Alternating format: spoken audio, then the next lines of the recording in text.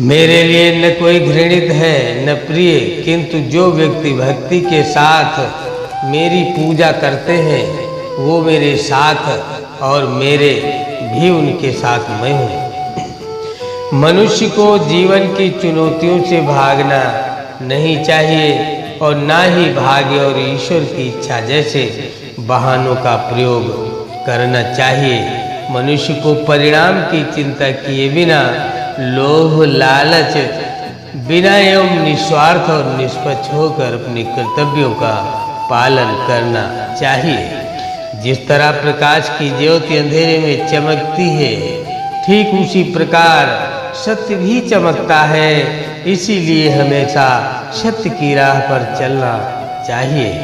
जिस मनुष्य के अंदर ज्ञान की कमी है और ईश्वर में श्रद्धा नहीं होती, वो मनुष्य जीवन में कभी भी आनंद और सफलताओं को प्राप्त नहीं कर सकता।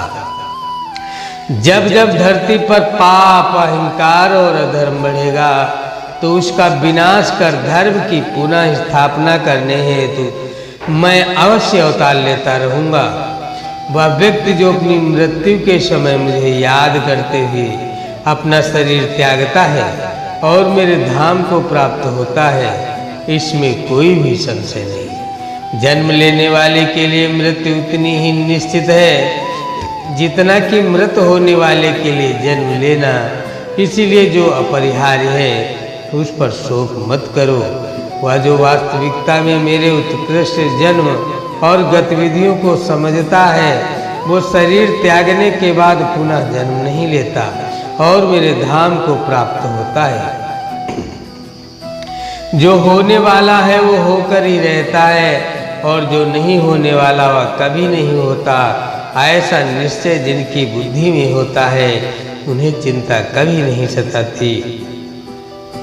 अपने परम भक्तों जो हमेशा मेरा स्मरण या एक चित्त मन से मेरा पूजन करते हैं, मैं व्यक्तिगत रूप से उनके कल्याण का उत्तरदायित्व लेता हूँ। जो कोई भी व्यक्ति जिस किसी भी देवता की पूजा विश्वास के साथ करने की इच्छा रखता है, मैं उस व्यक्ति का विश्वास उसी देवता में और दृढ़ कर देता हूँ। अच्छे कर्म करने के बावजूद भी लोग केवल आपकी बुराइयां ही याद रखेंगे। इसलिए लोग क्या कहते हैं इस पर ध्यान मत दो, तुम अपना कर्म करते रहो। मानव कल्याण ही भगवत गीता का प्रमुख उद्देश्य है।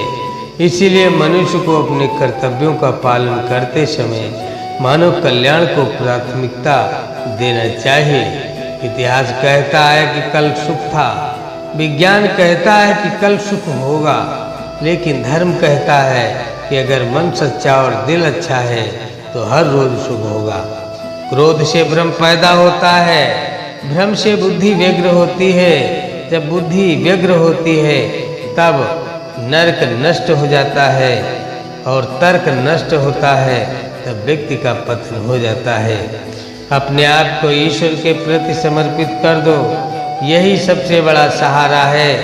जो कोई भी सहारे को पहचान गया है वो डर, चिंता और दुखों से आजाद रहता है। मनुष्य को अपने कर्मों के संभावित परिणामों से प्राप्त होने वाली विजय या पराजय, लाभ या हानि, प्रसन्नता या दुख इत्यादि के बारे में सोचकर चिंता से ग्रसित नहीं होना चाहिए। तुम क्यों व्यर्थ में चिंता करते हो?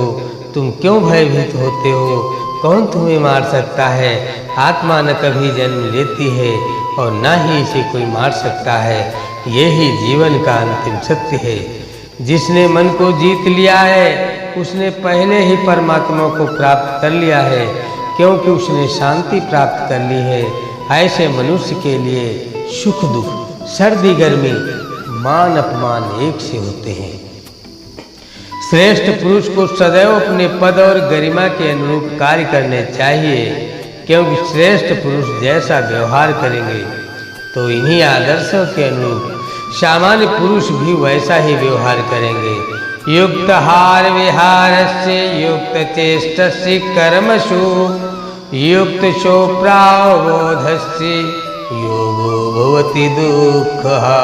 अर्थात जो खाने शोने आमोद प्रमोद तथा काम करने की आदतों में नियमित रहता है, वो योगाभ्यास द्वारा समस्त भौतिक कलेशों को नष्ट कर सकता है। जिसने मन को जीत लिया है उसने पहले ही परमात्मा को प्राप्त कर लिया है, क्योंकि उसने शांति प्राप्त कर ली है। ऐसे मनुष्य के लिए सुख दुख सर्दी गर्मी और मान अपमान एक से होते हैं। न तो यह शरीर तुम्हारा है और न ही तुम इस शरीर के मालिक हो। यह शरीर 5 तत्वों से बना है, आग, जलवायु, पृथ्वी और आकाश। एक दिन यह शरीर इन्हीं 5 तत्वों में विलीन हो जाएगा। मनुष्य का मन इंद्रियों के चक्रव्यूह के कारण भ्रमित रहता है, जो वासना, लालच, आलस्य जैसी बुरी आदतों से ग्रसित हो जाता है। इसलिए मनुष्य का अपने मन एवं आत्मा पर पूर्ण नियंत्रण होना चाहिए। मनुष्य को अपने धर्म के अनुसार कर्म करना चाहिए। जैसे विद्यार्थी का धर्म विद्या प्राप्त करना, सैनिक का धर्म देश की रक्षा करना आदि। जिस मानव का जो कर्तव्य है उसे वह कर्तव्य पूर्ण करना चाहिए। मैं सभी प्राणियों को एक समान रूप से देखता हूँ। मेरे लिए न कोई कम प्रिय है और न ही ज़्यादा। लेकिन जो मनुष्य मेरी प्रेम पूर्वक आराधना करते हैं वो मेरे भीतर रहते हैं और मैं उनके जीवन में आता हूँ। तुम्हारा क्या गया जो तुम रोते हो? तुम क्या लाए थे जो तुमने खो दिया? तुमने क्या पैदा किया जो नष्ट हो गया? तुमने जो लिया यहीं से लिया, जो दिया यहीं पर दिया।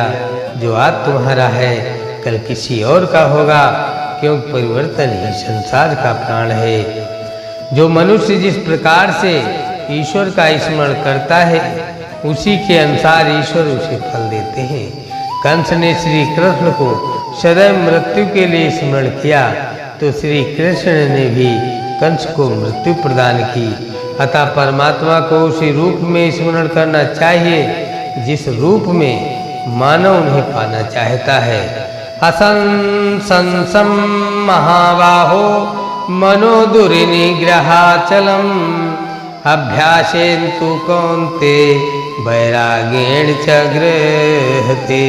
अर्थात हे महाबाहो, निःसंदेह मन चंचल और कठिनता से वश में होने वाला है, परंतु हे कुंती पुत्र, उसे अभ्यास और वैराग्य के द्वारा वश में किया जा सकता है।